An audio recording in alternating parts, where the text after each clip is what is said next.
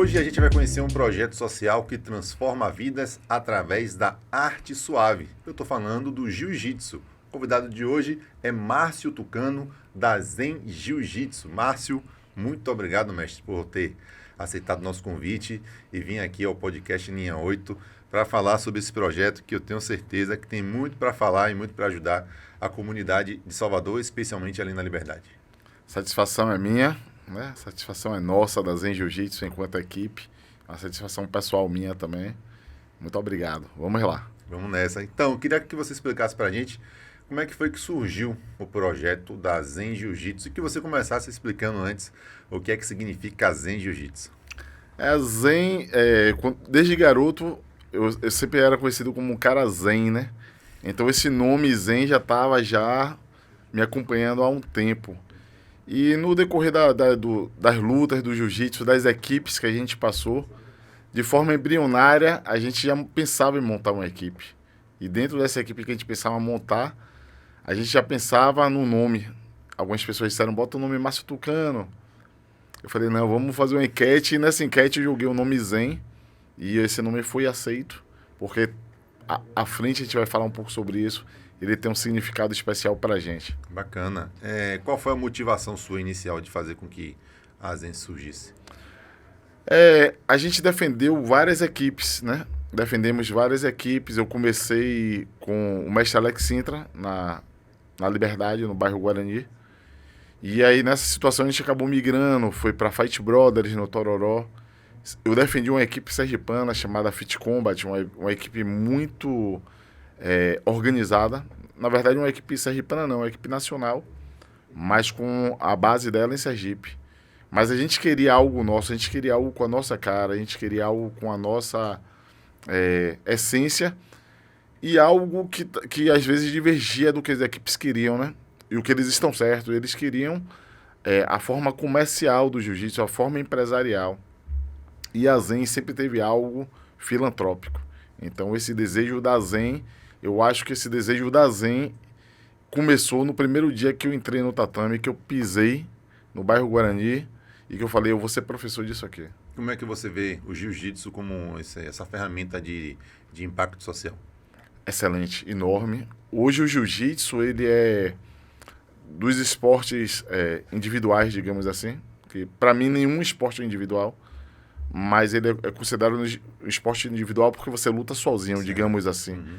Ele é o que mais cresce no mundo e dos esportes não olímpicos. E o poder do jiu-jitsu é avassalador. Aliás, você sabe disso, que você já praticou e me disse ali, não, né, que quer voltar ao jiu-jitsu. O poder do jiu-jitsu é avassalador. E aquela coisa, dentro das quatro linhas, dentro do tatame, não vai importar se você é cirurgião, se você é advogado, jornalista, se você é policial, se você é servente, se você é garçom. Dentro das quatro linhas, a gente iguala, beleza? Perfeito. Você falou aí que o jiu-jitsu é um esporte que cresce mundialmente. Eu queria que você explicasse para a gente como foi que o jiu-jitsu chegou aqui na Bahia, né? E como é que esse esporte se encontra atualmente, já que você é um professor, um mestre e tem uma equipe aqui, inclusive cadastrada, né? Inscrita. Depois você vai explicar para a gente direitinho isso. Nós somos inscritos sim na CBJJ e BJJF, que é a Confederação Brasileira de Jiu-Jitsu, né? A Federação Internacional de Jiu-Jitsu também. Eu gosto de estudar o jiu-jitsu e a gente já vê relatos de jiu-jitsu em Salvador, antigos, com um mestre chamado José Arapiraca, na Península de Itapajipe. Inclusive, esse José Arapiraca, ele foi o primeiro professor de um grande nome, chamado Valdemar Santana. Valdemar Santana, hoje, ele dá nome àquele espaço enorme no Roma, em frente à Irmã Dulce, ao lado do Hospital da Mulher, que é Centro de Boxe e Artes Marciais Valdemar Santana. Valdemar Santana foi um cara que treinou na Academia Gracie, depois desafiou todos eles, teve uma luta épica com o grande mestre Hélio, com o mestre Carson. E nesses estudos você vai ver outros jiu-jitsus espalhados na Bahia, que a Bahia é enorme, né? Você vai ver o mestre Takeuiano, você vai ver alguns outros nomes. Mas isso eram coisas pontuais. O jiu-jitsu organizado, ele é recente na Bahia, muito recente. Ele é da década de 1990. Quando o mestre Charles Gracie veio para cá, ele já encontrou um judô muito forte, né? O judô do Clube Itapajipano, o judô de Serrinha ali, da Shiozawa. Então, a Bahia tinha atletas muito fortes de judô, mas não tinha o jiu-jitsu sistematizado. Então veio esse mestre Charles Gracie, que hoje mora nos Estados Unidos, depois o tio dele, o Reison Gracie, e junto com alguns nomes baianos, o grande mestre Ari Dantas, eu acho que é um dos únicos faixas vermelhas em jiu-jitsu vivos, ele, o mestre Ciro, baianos, né? Para o pessoal de casa entender, faixa vermelha seria pós-preta? Muito, muito depois da preta. Conta pra gente, só para quem está em casa entender como é que funciona. Quando você chega na faixa preta, você vai, se você não parar, por anos, você vai ganhando graus, né? Então, por exemplo, eu tenho 14 anos de faixa preta, eu sou 3º grau. Só que com o tempo, para cada grau, esse tempo aumenta. Para você chegar a uma faixa vermelha, são muitos anos ativos como faixa preta. Então, normalmente, são idosos já, né? Entendi. É uma honraria, são chamados grandes mestres, né? Perfeito. Então, temos 2 grandes mestres que eu saiba aqui na Bahia, que é o mestre Ciro, do Clube Itapajipano Judô, que ele não é apenas judô, que ele é do jiu-jitsu também. E o mestre Ari Correia Dantas, ele foi um dos primeiros a estar na federação, com o mestre Ricardo Carvalho, que é da Federação Baiana de Jiu-Jitsu, e alguns outros nomes, né? Bacana. Então, o jiu-jitsu aqui na Bahia é forte. Muito forte. E tem bons nomes, assim, né? Tem representatividade, de fato, né? Você tem faixas vermelhas, né? Sim, Temos sim. pelo menos 2 nomes aí que já são faixa vermelha. Exato. Alcançaram essa honraria da faixa vermelha. Bacana. Não sabia, não conhecia, não tinha conhecimento desses nomes. Mas eu queria que você falasse um pouquinho sobre o nome Zen, né? Você falou que você era um cara Zen, e aí fez uma votação, a galera curtiu, mas o Zen significa alguma coisa. E eu queria que você falasse também sobre essa relação, né, com a filosofia, espiritualidade e rotina aí das atividades do projeto.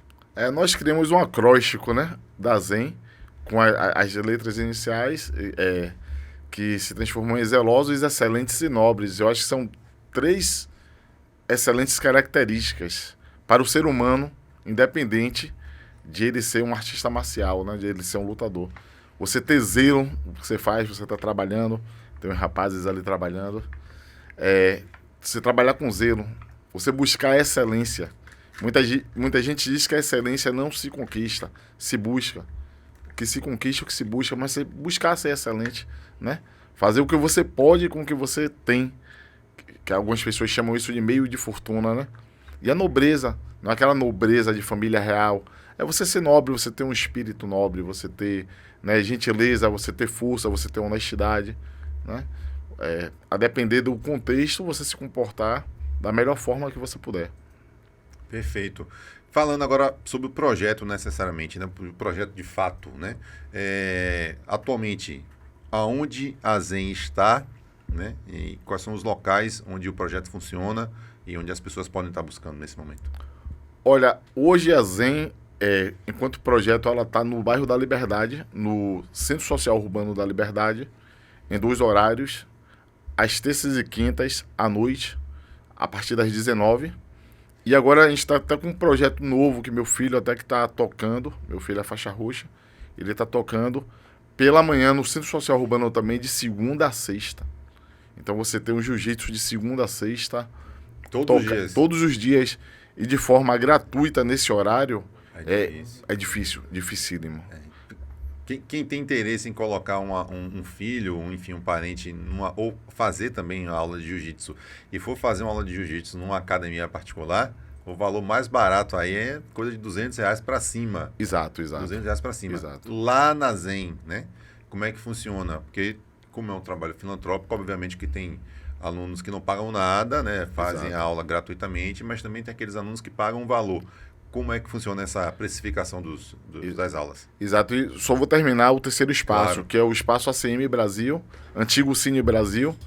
Eu não sou da Liberdade, eu vim para a Liberdade já adulto, mas o pessoal usa aquele espaço como Cine Brasil, disseram que funcionava um cinema. Uhum. É um espaço massa. Lá a gente está com o projeto da Sudesb, às quartas e sextas, às 18 horas. Esse projeto da Sudesb, ele está previsto até setembro. E esse, no CSU pela manhã, ele está previsto até dezembro. Ou seja, são projetos que se tem previsões de durabilidade. O projeto da noite ele é permanente enquanto o CSU nos permitir. Usar o espaço. E aí você falou algo muito importante, que é uma das nossas lutas, não minha, mas de todos os que estão ali. Que nós somos voluntários ao CSU. Mas a gente tem aquela pergunta, e quem ajuda, a quem ajuda? Porque eu tenho que comprar um kimono. Quanto mais eu treino, mais meu kimono desgasta. E o kimono ele tem um custo. Uhum. Eu tenho que pagar a gasolina, eu tenho que comprar um suplemento, eu tenho que me atualizar, pagar a CBJJ e BJJF, que é anual e não é barato. Então, como nós estamos num espaço público, a gente não tem uma catraca eletrônica que diz se você, como na academia... Pode ou não pode? Na academia, se a catraca travar, você não entra. Quem chegou e quiser fazer aulas, faz. Exato, aí a gente conversa, a gente bate um papo, a gente fala, o CSU não tá te cobrando nada, não pode, mas a gente tem esse projeto aqui, a gente precisa. Então algumas famílias entendem... Não é uma cobrança necessariamente, é uma ajuda de custo. Exato, né, e justa, né? Nada mais justo do que isso. Então as famílias entendem, as famílias colaboram. Cada né? um dentro das suas possibilidades. Exato, a gente bate um papo, tanto é que quando as pessoas ligam e perguntam qual o valor, eu falo, vá lá na aula. Vamos bater um papo, vamos entender, faz uma aula experimental ou deixa a criança fazer uma aula experimental. Para conhecer, saber, se identificar com o esporte. Exato. Também. E aí a gente traça aquele paralelo, vamos dizer, vai entrar uma família com 3 filhos. A gente vai, vai pesar ali, vamos ver o que a gente faz. Mas é realmente algo que você falou, eu vou ser breve, mas eu vou guardar nomes, mas chegou um menino para treinar lá, né? E lá a gente ensina jiu-jitsu. E tem academias que ela cria nichos e que eu entendo também. Então, o guri lá, o menorzinho, ele vai se divertir. Ele vai brincar de pega-pega. Uhum. Não é o nosso... E aí uma mãe falou, poxa, professor, aqui em um mês meu filho não aprendeu aprendeu o que não aprendeu em 6 meses lá. E lá era o triplo do valor daqui. Então, entendeu? Que é a característica do jiu-jitsu, né? Exato, Então, de educar através do esporte. Exato, Né? Fazendo exato. com que o aluno, que às vezes é uma criança que tem uma certa dificuldade de receber certos ensinamentos, olha, daqui para cá você não pode passar, Exato, mas lá exato. ele vai aprendendo, claro, de forma... Claro. No limite do adequada, razoável, né? Claro, para ninguém achar que... Exato, no limite do razoável. Mas a gente não mente, inclusive para os pais. A gente sempre chega para os pais, olha, aqui tem disciplina, vai beber água na hora certa. Para sair do tatame tem que falar com o professor. Não que é um rito do jiu-jitsu. Exato. Isso não funciona para crianças, não. Funciona para quem faz jiu-jitsu. Exato, para todos. Se tiver um adulto lá, para ele sair para beber água, tem horário. Para ele sair do tatame, ele tem que pedir. Exato. Ele entrar no tatame, ele tem que pedir. Tem toda uma série de regras que fazem com que a pessoa aprenda até a viver em sociedade. Ajuda Exato. muito nesse Perfeito, sentido, né? perfeito. Você falou que seu filho faz as aulas pela manhã e você à noite. Existem outros ex-alunos, outras pessoas envolvidas no projeto? Como é que é isso? Olha, a gente está com um aluno lá. Hoje a faixa preta nós temos formados pela Zen 4 faixas pretas. Tem Marcelo que já dá aula, ele já dá aula em outros espaços também, no bairro do São Caetano. A gente tem a Zen na Inglaterra, de um amigo que veio da caixa d'água da área mesmo, se mudou para a Inglaterra, hoje ele já levanta a bandeira da Zen lá, entendeu? E nós queremos isso, nós queremos pulverizar com qualidade e com a mesma essência, entendeu?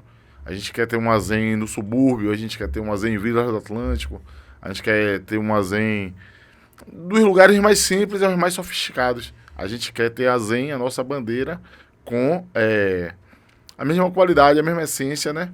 E a mesma filosofia. O projeto, ele oferece outros tipos de apoio para além da prática esportiva? Vamos lá, um aluno que mora num lugar e não tem transporte para ir, é fornecido transporte, alimentação, né? Ou a prática do jiu-jitsu é um esporte que é bastante cansativo e precisa de uma alimentação para o aluno estar preparado para praticar aquele esporte. Um acompanhamento psicológico, como é que funciona esses outros serviços para além do serviço que você já faz? Exato. É muito importante vocês que estão assistindo e quiserem até se voluntariar para isso. Nós temos uma parceria com a Academia Profit, uma academia de musculação do grande amigo Gildo. Então, os alunos da Zen têm é um clube de desconto. Todo aluno Zen tem um desconto na mensalidade lá. A gente tem uma parceria com o nutricionista, tem uma parceria com Quem é o Nutri? doutora Jamile, uma parceria com o fisioterapeuta Se souber também. o Instagram dela aí, já divulga aqui Pronto. para poder Beleza. dar essa força. A gente tem uma aluna lá que na verdade, a gente tem mais de um aluno que são fisioterapeutas. Então, faz as colaborações, é óbvio. É uma parceria, né? Quando as pessoas podem se doar 100%, elas se doam. Quando não, fazem uma parceria, mas nós temos fisioterapeutas. Ou ajudam como pode, né? Por exemplo, você tem um ex-aluno que é jornalista, tem um podcast. Perfeito. Inclusive você, Dalmi. Dalmi, sem jogar confetes, Dalmi é um cara que ele sempre que vê algo, ele manda pro meu WhatsApp. Muito obrigado. Acho bacanada. Ele já me mandou vários editais, eu falo, pô, Dalmi, esse edital não dá. Essa questão do podcast, ele vem me falando. A questão do Instagram, você sempre está mostrando a Zen. Então eu fico muito contente com isso. São projetos que são importantes, né? O Linha 8, ele é desenvolvido para apresentar projetos sociais de todos os tipos, de todos os tamanhos, desde aqueles que já estão aí mais graúdos e funcionando em plena atividade, a exemplo do ILEAE, que tem vários projetos sociais, ao Zen Jiu-Jitsu, que é um projeto pequeno, feito por você, e com o apoio da família e de amigos, né? E de quem participa e gosta. Então, acho que isso é importante. É uma ajuda mínima, não é nada que eu possa, não é nada que eu esteja me vangloriando longe disso, mas é uma força que eu acho que tem que acontecer. Tem que acontecer. E falando em uma força, eu queria que você falasse sobre os alunos que são atendidos lá, né? Quantos alunos são atendidos atualmente e se você tem um levantamento de quantos alunos você já conseguiu atender ao longo desse tempo. Antes de responder a sua pergunta, eu quero falar dos parceiros e reforçar, né? A Jamila Chaves, a nutricionista, beleza? Aqui é a página da Zen Jiu-Jitsu, se você quiser seguir, Zen Jiu-Jitsu, tem aí... O Matheus seguiu mais um. Valeu, obrigado. Se você quiser seguir, dá uma força. Aí tem também a Jamila Chaves, que é a Nutri. Exato. Que dá uma força também, os alunos recebem um apoio, uma consulta ali com ela, um acompanhamento. Tem também o Profit Treino, que é... Do meu amigo Gildo. Como é que ele dá ajuda? Ele um collab. Um collab, né? Então, quem treina na Zen Jiu-Jitsu pode fazer academia na Profit. Tem desconto, Com desconto. Se você é dono de academia e quiser colar também, é um clube de vantagens. Então, você chama a turma da Zen Jiu-Jitsu, que aí os alunos que puderem treinar e quiserem treinar podem se dirigir aí à sua academia. E também tem o corredor. Esse cara eu conheço aí. Sim. Sou o corredor respeite do meu amigo Marcelo Gorila. Marcelo é um cara que ele é da área de corrida, mas a gente tem uma parceria num evento chamado Confere Salvador. E é um cara... acabamos de fazer um evento agora, um campeonato interno. Ele chegou com as medalhas. É um cara que está sempre falando da gente. É um cara abnegado, é um cara parceiro, amigo. E... Bacana. Qualquer ajuda é bem-vinda. É bem-vinda, então, é bem-vinda. Você pode ser o nome dele, desculpa. Um colaborador, né? Marcelo Gorila. Marcelo Gorila. Pode ser como Marcelo e dá uma força também. Toda ajuda é bem-vinda, né? Exato, desde um kimono para um aluno poder ajudar. Até nessa questão do projeto social, depois de um tempo, eu entendi que nós não somos tanto projeto social, nós somos mais um projeto de amor. Mas, voltando à sua primeira pergunta, né? Dos alunos são atendidos. Rapaz, quantos alunos temos? Muitos. E hoje a gente atende nos 2 projetos, eu acredito que mais de 100 alunos, viu, Dalmi? Mais de 100 alunos, gente, viu? Crianças e adultos nos 2 projetos. Agora, no campeonato interno mesmo, a gente botou quase 50 alunos no interno, tendo que segurar a inscrição. Fora os que não se inscreveram, ou os que estão afastados como você, né? Mas é nessa média. Muitas crianças, nós trabalhamos muito com PCDs também, pessoas com deficiências, autistas, TDAH, TOD, que é o transtorno opositor desafiador. É algo que a gente tem falado muito, que eu tinha até um certo receio antigamente em abordar um pai, em abordar uma mãe. hoje é algo já que quando o pai e a mãe já levam a criança, eu pergunto, é TEA, é TOD, Isso, é TDAH? você já entrou no meu próximo tema, na minha próxima pergunta, que é justamente isso. Você tem um volume grande de alunos. Acredito que está faltando espaço para alunos, Sim, tá? sim. Para você poder atender todo mundo que te procura. E dentro dessa quantidade enorme de alunos que você tem uns alunos que estão aí dentro do espectro autista e tal. Inclusive, você está com a camisa do Para Jiu-Jitsu Bahia. Queria que você falasse sobre essa galera aí. Exato, eu fiz questão de vir com essa camisa. É uma camisa antiga. Eu tenho várias camisas de jiu-jitsu, mas eu fiz questão de vir com ela. Porque ela é impactante. Foi uma das mudanças de chave em minha vida dentro do jiu-jitsu. Eu já dava aula, eu já como aluno já via alguns PCDs e já tinha dado aula a alguns PCDs, mas não tinha ainda a vivência, a maturidade. Até que chegou um cara lá que você conhece, Cláudio Nonato Lopes Ribeiro Júnior, Madruga. Gente, Madruga é amigo da família hoje. E Madruga, quando ele chegou bem agressivo. E eu mandei ele voltar. E foi algo... Foi Deus. Foi Deus. Porque quando eu mandei ele voltar, ele me deu um papel com a receita do Mário Leal e o telefone da mãe. Foi Deus, já. E aí... Ele muito agressivo. Eu tinha muitos adolescentes e muitas meninas no treino. Então tinha que ter um cuidado. E aí eu falei, pô, esse cara não vai ficar aqui não, ele é muito agressivo. Eu falei, ô amigo, você não pode treinar aqui não. Não pelo fato de ele ser PCD, mas pela agressividade dele.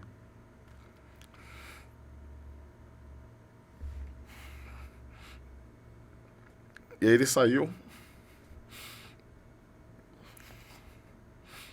Se quiser cortar. Não, tranquilo. Aí quando eu cheguei em casa, minha esposa falou, Márcio, aconteceu alguma coisa no treino? Falei, não. Ela falou assim, saiu um rapaz chorando. Ela passou no ônibus. Saiu um rapaz chorando no treino. Eu falei como era ele, ela descreveu. Ele é alto, magro, calvo e tava de kimono branco. Eu falei, não, foi um rapaz que chegou, mas ele tava muito agressivo. Ela falou, você vai ligar pra mãe dele. E eu tava com o telefone da mãe dele. Sim. Assim, é algo Sei. surreal. Aí eu liguei pra mãe dele e hoje nós somos amigos pessoais. Entendi. Viajamos juntos. Eu frequento a casa dela, ela frequenta a minha casa. E Madruga chegou até a faixa marrom. Ele teve 2 meningites na infância. Inclusive, ele foi desenganado pelos médicos. E ele, na patologia dele, ele seria o primeiro faixa preta brasileiro, baiano. Nessa patologia. a gente tem faixa preta. No judô, a gente tem com síndrome de Down. No jiu-jitsu, a gente tem com amputados, cegos, paraplégicos e tetraplégicos, autistas. A gente não tem faixa preta ainda autista, mas vai ter. Tem o Igor Nogueira aí, que é fera, é faixa marrom. Tem Alvinho, que é faixa marrom, síndrome de Down. Mas Madruga, na patologia dele, ele seria o primeiro. Eu espero que ele volte para ser, independente de ser o primeiro ou de ser o 10º, mas que ele volte pro jiu-jitsu, que ele pegue a faixa preta dele. Bacana. Tomara que ele volte. Madruga, figuraça, gente finíssima. Quando eu treinei lá, ele já não era mais aquele camarada agressivo. Exato. Muito pelo contrário, muito técnico, inclusive, muito cuidadoso. Exato. Eu conheci já outra... Madruga era um casca grossa. Madruga é... Muito bom, viu? Muito bom de jiu-jitsu. Muito bom de jiu-jitsu. Casca grossa, muito casca bom grossa. De jiu-jitsu, muito bom. Tomara que ele volte e possa se tornar aí o primeiro faixa preta na patologia na dele, patologia dele. Obrigado, na patologia dele. É um desafio, imagino, para você cuidar dessa galera. E eu queria que você falasse, assim, acredito que esse deve ter sido um dos principais desafios. Quais são os outros, velho, que você tem para poder cuidar disso? Eu gostaria de falar mais um pouquinho sobre os PCDs. Tinha um menino lá, chamado Anthony Caleb. Ele é autista não verbal, o grau de suporte dele é 2 ou 3. A mãe dele é uma guerreirona chamada Julinha. Guerreira. E Caleb foi ao CSU, mas ele, além de ter um autismo bem forte, né? Ele também tem um TDAH muito forte. Então Caleb é aquele menino que ele não para, então ele não pôde treinar no CSU, porque CSU é no andar, ele tinha um risco de cair, tanto da escada saindo correndo, ou da janela. E aí ele ficou treinando no ACM, né? E ele é não verbal. E um dia ele chegou no tatame e falou, Rapaz, aí pegou, aí Pegou, irmão. É viagem. Eu imagino. E, infelizmente, ele também saiu por questão financeira. A mãe dele tinha que estar sempre levando e voltando de Uber. A questão que você falou das parcerias, né? Sim. Se a gente tivesse essa parceria. A gente tem hoje lá um garoto chamado Filipeta. Felipe, hoje a madrinha de Felipe já treina, o primo, e a mãe, Érica, que é uma parceirona. Eu acho que a gente vai falar sobre isso, é um momento dos pais, né? Relação dos pais com a Zen. Então, a Érica é aquela moça que, quando ela chega, ela vai montar tatame com a gente. Ela poderia ficar ali parada. Sim. Como eu vejo alguns alunos ficando parados, escondendo, indo pro banheiro para não montar tatame. Imagino. E a Érica, Que é a mãe. tá ali sempre montando o tatame. Aproveitar, já que você falou dela, falar dessa relação da família com o projeto, né? E com os alunos. Inclusive, você que tem pais e mães que treinam junto com os filhos. Exato, tem uma família jiu-jiteira lá, algumas famílias jiu-jiteiras. Inclusive, quando o pai e a mãe levam um garoto, eu já convido para o treino. A gente tem uma boa relação, a gente tem pais, parceiro, mães. Normalmente as mães estão mais presentes do que os pais, por questão de demanda mesmo, né? De trabalho, etc. Mas a Zen tem uma boa relação. É óbvio que em alguns momentos a nossa imposição de disciplina impacta, porque, como você falou, a gente vai no limite do razoável. Primeiro, porque eu sou pai, eu não quero que ninguém maltrate meus filhos. E segundo, porque tem coisas que eu também não quero. Para mim, algo Pros muito... outros alunos também, né? Porque algo muito pessoal não é bom que eu segure, a não ser que o pai chegue no privado, a mãe, como acontece muito. Muitos pais e mães chegam no privado e batem um papo. Mas, assim, a gente tem muita demanda de pais pedindo para os meninos saírem da tela. Inclusive, a gente tem demandas também de pais pedindo que a gente passe disciplina. Mas quando a gente, às vezes, faz comandos muito simples, como não sai do tatame descalço, aquela coisa que a gente acabou de falar, 5 minutos, alguns ainda se assustam, porque às vezes em casa... Estão acostumados com outra realidade. Ou o guri não recebe aquela... Não responde aquela... Que é um comando simples. Aquele comando, só, não saia do tatame descalço, não entre no tatame sem respeitar o mestre. Exato. Então, parece que... Quando a gente fala assim, quando você fala que a gente vai até o limite do razoável... É muito simples, não tem nada de extraordinário. Parece ser algo extremo, né? Mas é o mundo ocidental. É o mundo ocidental. E eu não estou teorizando, não. A gente está fazendo isso na prática. Veja a Copa do Mundo, o que os japoneses fizeram nas arquibancadas e o que nós fazemos. Né? Os japoneses limparam tudo e eu acho que... enfim. Mas é porque o menino em casa, ele não atende o comando de não ligue a TV agora. E lá, se ele não atender esse comando, ele... não vai continuar, entendeu? Entendi. Mas a gente tem uma relação muito boa de amizade. Eu tenho vários pais e mães que conversam comigo no bate-papo, que incentivam. Às vezes até em situações que alguém quer destoar, alguns grupos falam, não, professor, é desse jeito, inclusive continue tratando meu filho desse jeito. Porque a gente prega da UMI, assim, a excelência. Não adianta estar no meu acróstico zeloso, excelente e nobre, se eu não for zeloso, se eu não for excelente, se eu não for nobre. Perfeito. Entendeu? Falando agora um pouquinho sobre crescimento e sustentabilidade. Você já falou que tem interesse aí de expandir para outros bairros, já tem uma unidade na Inglaterra, né, que funciona lá, mas eu acredito que você quer expandir aqui esse projeto, todo mundo, né, um projeto bacana desse, você tem o interesse sim de levar para mais pessoas. Como é que você tem trabalhado para ampliar isso?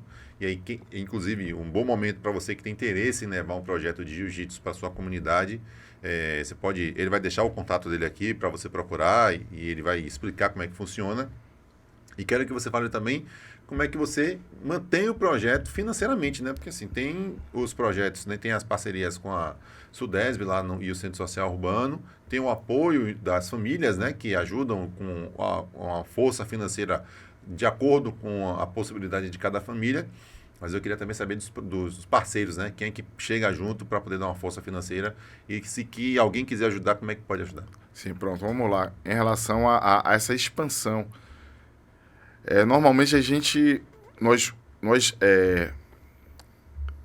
formamos professores, então lá nós temos faixas roxas, faixas marrons e faixas pretas.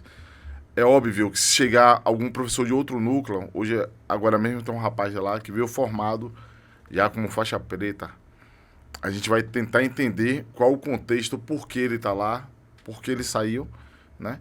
Até ligar para o professor. E aí, a gente conseguindo entender que ele levaria a nossa filosofia, que isso é importante, a gente abre para que ele seja um professor da Zen, entendeu? Que ele se cadastre na CBJJ pela Zen. Por exemplo, o rapaz Carlos, professor Carlos, lá da Inglaterra, ele sempre traz kimonos pra gente. É a forma que ele tem de retribuir. A gente não cobra um centavo a ele. A gente não cobra um euro, eu não sei qual a medalha, a moeda na Inglaterra, é o peso, né? É o Libra, a Libra, a gente não cobra uma Libra. Mas ele sempre vem, quando ele vem pro Brasil, ele traz uns kimonos gringos, a gente doa, traz uns de presente. Agora mesmo ele entrou em contato comigo, Márcio, se eu não for em dezembro, eu vou mandar uns kimonos para você. Então é isso, a gente formar esses professores, ou se chegar já um professor ou instrutor formado, a gente entender um contexto dele primeiro e depois a gente abraça. Em relação a como esse projeto se estrutura. Por muito tempo eu bancava esse projeto. Eu bancava com o meu trabalho, né? Então, além da minha habilidade, de tudo que eu adquiri treinando e investindo, eu simplesmente bancava. Foi o que eu falei, que eu comecei a entender que não era um projeto social, era um projeto de amor. Porque o projeto social, ele tem um fundo, ele tem um amparo ali. Eu vou guardar nomes, é claro, mas um amigo meu falou, eu dou aula de graça. Realmente ele dá aula de graça para a comunidade, mas o projeto dele está ali como utilidade pública. E que bom, e que bom. Lá a gente hoje está com o projeto Esporte por Toda Parte, da Sudesb, que é o projeto do ACM. Então, até setembro a gente sabe que esse projeto vai estar.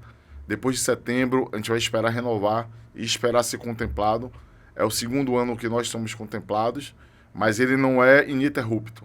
Ele fica alguns meses e para. Então, espero que continuemos sendo contemplados, né? Com essa bolsa lá, eu sou estagiário. Esse núcleo novo que agora Pedro está à frente, mas que é pela Zen, é novinho, começou agora. Na verdade, é o núcleo de esportes e combate. Salvo engano, ele é desde janeiro, mas tinha umas vagas remanescentes. Eu fui convidado para segurar uma dessas vagas e como o Pedro, né, faz ciências biológicas na UFBA e estava sem trabalhar, eu disse a ele, foque em concurso e em faculdade. Então ele tem, eu ofereci para que ele segurasse com a minha supervisão, e ele é muito técnico, você conhece ele, sabe muito de jiu-jitsu, e vai ser até dezembro também aula de segunda a sexta pela manhã grátis. É surreal isso. E aula de qualidade. À noite, o projeto da Zen, foi o que a gente falou, a gente estipula um valor que é muito menor do que se cobra pelo fato da gente usar o prédio público. Não é o CSU que cobra, não digo uma briga, mas é uma conversa que a gente tem, né, do quem ajuda a quem ajuda, mas é aquela coisa, não é uma catraca fechada. Agora eu tenho um sonho, Dalmir, eu tenho um sonho de ter uma academia massa. Eu tenho um sonho, assim, eu gosto dessa questão, mas eu tenho um sonho de ter uma academia massa, uma academia bonita. Agora, o filantrópico não vai deixar de existir nunca, porque até porque foi uma promessa, é uma promessa minha, e eu não sei se eu tenho tempo para falar, né, porque nosso bate-papo é dinâmico, mas é algo desde criança. Eu lembro que eu morava na Boa Viagem, no bloco B de um edifício, era o bloco A, o bloco B era o de trás. Entravam pessoas, aí eu não sei se é espiritualidade, eu não sei o que é, entravam pessoas, passavam pelo bloco A, ia pro bloco B, ia procurar a casa de Aninha. Quem é a Aninha? Minha mãe. E minha mãe dava comida a esse pessoal. A gente tinha uma campanha de agasalho há anos. Bacana. A gente pega e leva na rua. A gente doa na rua, a gente doa em Irmã Dulce, a gente doa em centro de recuperação. Legal. A gente está com uma campanha de agasalho já rodando, a gente está entregando agora. Então, a filantropia, ela não vai nunca deixar. Apesar de você querer ter a sua Eu própria quero, academia, mas então, não vai deixar. Ou, quem sabe, emancipando, vai ter um núcleo ali. Então, é esse pedido que eu faço para quem puder me ajudar até a estruturar um projeto, né, para ser um projeto beneficiado permanentemente, ou que seja lembrado. A liberdade, a gente quer muito mais do que a liberdade. A Liberdade não é o meu bairro de nascimento, né? Minha memória afetiva está na Boa Viagem. Mas a Liberdade é enorme, a Liberdade merece muito. É um dos maiores colégios eleitorais do Brasil. É um bairro que se tem de tudo. Tem povo, tem banco, tem comércio, tem farmácia. A gente quer mais do que carnaval, a gente quer mais do que samba, a gente quer mais do que caruru. A gente quer isso tudo e um pouco mais. Então, tem que se olhar para a Liberdade não apenas de 2 em 2 anos, nas eleições municipais e estaduais. Você que quer ajudar, é só entrar no Instagram, Zen Jiu-Jitsu, manda lá um direct, o professor Márcio vai responder você, e aí você vai bater um papo com ele e encontrar aí as possibilidades de ajuda. A gente vai encerrando esse episódio por aqui. Quero agradecer mais uma vez a presença do professor Márcio Tucano, mestre Márcio Tucano aqui da Zen Jiu-Jitsu. Agradecer a você por acompanhar esse projeto. Fique aqui conosco, ó, clique aí no seguir, dê o joinha e se puder mande aí para a galera, especialmente a galera do Jiu-Jitsu, a galera que gosta de fazer e trabalhar em projetos sociais, beleza? Obrigado, e até a próxima.